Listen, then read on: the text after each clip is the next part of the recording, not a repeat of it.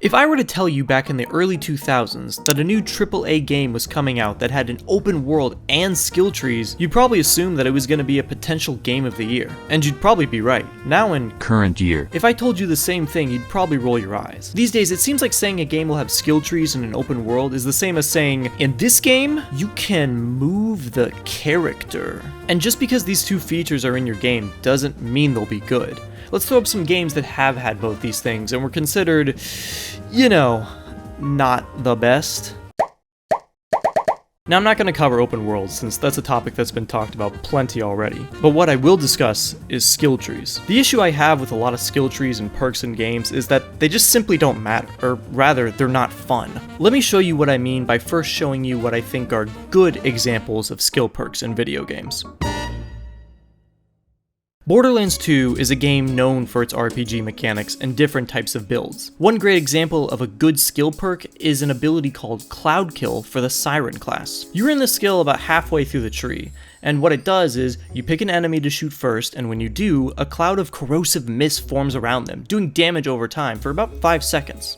Another great example comes from Insomniac's Spider-Man. There's a skill perk that allows you to dodge at just the right moment and then counter with a web shot that you can then use to actually do an instant takedown for some enemies. We can even look to Skyrim for an example. In most video games, stealth is seen as a more slow playstyle, but invest in a perk in the sneaking tree and you can actually perform a roll while crouched, allowing you to almost have a sprint-like ability in stealth. Do you see the common factor? These are all abilities that change the way the player actually plays the game. It's an ability that players can see and use, which leads us into the bad types of skill perks, and what I think ruins most skill trees. In fact, we'll use the same game to illustrate this idea.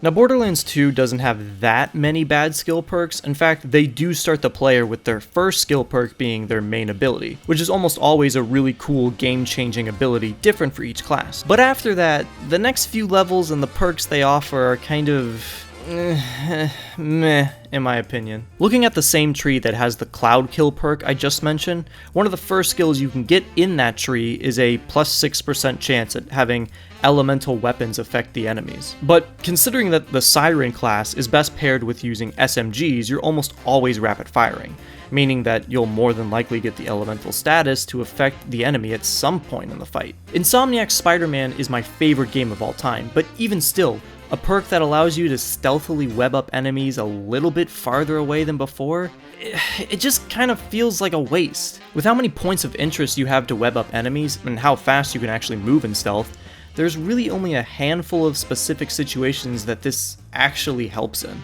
Skyrim is definitely the biggest offender of these three games. Almost every skill tree starts off the beginning perk being just a 20% increase in said skill. And these perks require you to put in 5 points to unlock the full use of it. I'm sure you can start to see what these perks have in common and what the difference between good and bad ones are. The bad perks are basically just percentage changes, things the player hardly, if ever, really notices. This is especially bad for games that have enemies that scale. Sure, I just invested points into making my attack 20% stronger, but a couple levels later and now the enemies have leveled up to be about 20% more tougher. It's almost like a requirement that really doesn't do anything except prevent the game from getting too hard. Like I said, for a skill perk to be considered good, it needs to change the way the player approaches the game and its mechanics, whether that's unlocking a new feature or ability or vastly changing an already existing one. Another good example we can look to is the Mysterious Stranger perk from Fallout 4. It allows the player to get help from a, well, mysterious stranger that only appears when the player is using VATS. This lets them get more damage and can possibly finish off enemies faster depending on how high their luck is. Whereas something like Commando, which just increases the damage of automatic weapons by a percentage each time, doesn't really add anything new that I wasn't already doing. Now, I know the counter argument to this might be, well, perks like Cloud Kill and Mysterious Stranger are just damage buffs at the end of the day. Why is that good, but others aren't? The difference lies in how they're executed. Yes, Cloud Kill increases damage to enemies, but it can only be used on one target every 5 seconds, forcing the player to pick and choose who to save it for, or try and play strategically to get enemies to group together so the cloud can affect more people. Not to mention that it deals elemental damage, meaning it works really well against some enemies, while others it doesn't affect as much. And at the end of the day, it's just more fun to use a wide variety of skills to accomplish something than it is to use 1 to 2 skills that are sure really powerful, but only because their effectiveness has been slowly increased over the course of the game. Plus, either way, it adds replayability in the different ways you can make a character. What really sucks about this is, as I showed, most skill trees will consist of both good and bad perks, and in a lot of cases, you usually have to first unlock the bad perks before you can use the good ones. I said it earlier that Cloud Kill doesn't come until halfway through the tree, but first you have to spend 10 levels getting 2 of the 4 perks that come before it. Now, I actually do think that 2 of these perks are good enough to be considered good perks, or at least just not bad ones. So you may say, why complain if you already have 2 good options to unlock the cool Cloud Kill skill? Simply put, because it makes me wonder why those skill perks are in there in the first place. Why not just cut the 2 lesser perks out and instead rework the better ones to be more exciting and game-changing? If you look back at Spider-Man, instead of being able to web up enemies that are farther away, how about a skill that allows him to enter back into stealth, rather than just have every enemy know where he is once he's fully detected? What about, instead of a perk that increases damages for swords, what about having one that allows the player to do double damage for 5 seconds if they successfully block an attack with their sword? Basically, what I'm saying is, cut the bad perks and make the good ones stronger. Yes, you'll have less perks overall, but a wider variety of playstyles and builds that the player can experiment with. I realize I'm no developer, and that doing this might take more time and effort, given how hard it might be to develop and execute all these new and different features unlocked in perks. Some people might say I shouldn't be that hard on skill trees in something like Spider-Man, since they have to balance that with gadgets as well. Actually, that's a good transitioning point. I find it a little weird that a lot of games try to do both in-depth systems for gadgets and skills. Of course, if you can make both of these systems and purely make them good, that being almost no bad perks and all gadgets feel interesting and unique, then of course, go for it. But that's not the case with a lot of games that try it, is it? Honestly, the first game that comes to mind when talking about this concept is the Arkham franchise. Now, I want to preface this by saying I love these games, almost as much as I love Insomniac's Spider-Man, but still, I have to admit that when it comes to the skill trees, especially those found in Arkham Knight, I didn't really care all that much. The perks I always invested into first were just upgrading the gadgets. I didn't really care about increased armor or better critical strikes, because those really didn't change the flow of the game all that much for me. It was way more fun to be able to invest into a gadget skill like the Freeze Cluster Grenade, which could freeze up to 3 people in place at once and allow me to instantly deal with them in a fight, or remove them from it if needed. What I like about Arkham is that it doesn't give you all of the gadgets at once. The more you progress through the story, the more you unlock.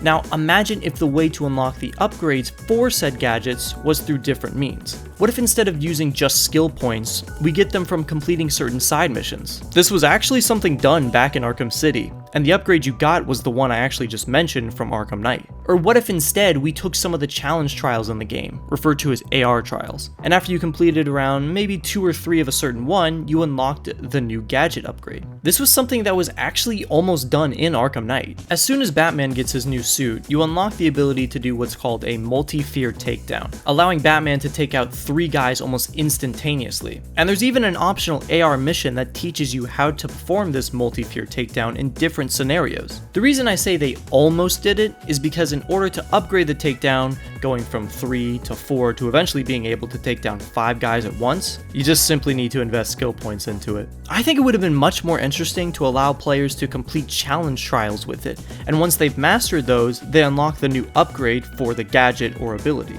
Honestly, while I'm thinking about it, and while I don't think you really need to do this for a decent amount of games, you could make a challenge trial just for pure combat, and the reward is just more armor or stronger attacks. Think about doing something like this in Skyrim. In that game, there are trainers for pretty much every single skill, but the training just consists of you going up to them, paying them, and then you automatically level up in that skill by 1. What if instead they actually did train you? What if the one-handed trainer did a combat trial where you have to fight him, and every fight you win, you gain experience and your damage increases? And the only skill points you'd invest into would be for the good perks like I talked about earlier. It would definitely feel like players earned their abilities more than simply just putting 1 skill point into a perk and then just automatically becoming 20% stronger. But what if I told you a game like this already exists? What if I told you there was an open world game with no skill trees, and the only upgrades and ways you can make your character better and stronger are by making and upgrading different gadgets by crafting them? Well, that game is Subnautica. I know, I can't seem to get more than 1 video without talking about this game. Sorry, I'll try to get through this quickly. But it's true. In Subnautica, there are no skill trees, and the only ways you progress through the game is by making different gadgets and upgrades. But what's even better is that in order to complete the game, you really only need to craft 3 to 4 things. Now usually most people will craft more than that, but even then, they'll only scratch the surface. For example, I don't ever need to craft something like the scanning room, nor the upgrade of displaying the information on my HUD, but it's there for those who want to more streamline the gathering resources process. It has that similar feeling that many RPGs try to give in my opinion, which is different builds, except here it's gadgets instead of abilities. Now from everything I just said, you might think that I'm saying skill trees are just inferior to gadget upgrades and unlocking skills in the game's world rather than a menu screen. But I do think that skill trees work just as good, when they're the main focus. When the gadgets take more of a center stage is when I start to have a bigger issue. Like with Borderlands 2, the gadgets, in this case being the guns, aren't really all that game changing. Sure, there are legendary guns that have special effects, but 1, those are much more rare and difficult to find, and 2, most of the effects usually are just related to something like damage, fire rate, weapon spread, etc. This means on their own, the guns really aren't that special until paired with the skill perks. And as long as most, if not all, of the perks are good and unique in their own way, then I don't really have a problem with these systems, and I actually end up having a lot of fun with them. I know I said I wasn't going to talk about open worlds, but I will say this. A lot of people criticize many games for doing open worlds just because it's the new trend in gaming, and a lot of times the world just ends up feeling flat, boring, and sometimes even pointless. I'm starting to feel the same with a lot of skill trees, just maybe to a lesser extent since I wouldn't say there are a ton of examples where it doesn't fit. But when games like Halo Infinite and Mirror's Edge Catalyst try to have deep skill tree systems, it does feel a little weird and unnecessary. So when should skill trees be put in a game, and how should they be executed exactly? Well, of course RPGs are definitely going to work well with skill trees more than other types of games most of the time, but as a general rule of thumb, if your game focuses more on things like gadgets, armor, and gear, it might be okay to stray away from the skill points and abilities, and rather just flesh out more of those things instead. But if you want to focus more on a player's abilities, then of course skill trees and perk points will work better. And I would argue that if you really want to put in some of the more boring perks in your game, that is to say percentage increases for things like damage output or armor defense, then instead of making those things skill perks, design quests or trials around them. When I put a point into a skill tree, I want to be able to use what I unlocked right away. But if what I unlocked was already something I had, but just slightly better, I almost feel like I wasted my time and my perk point. I feel like I wasn't rewarded for investing my time into leveling and perfecting my skills.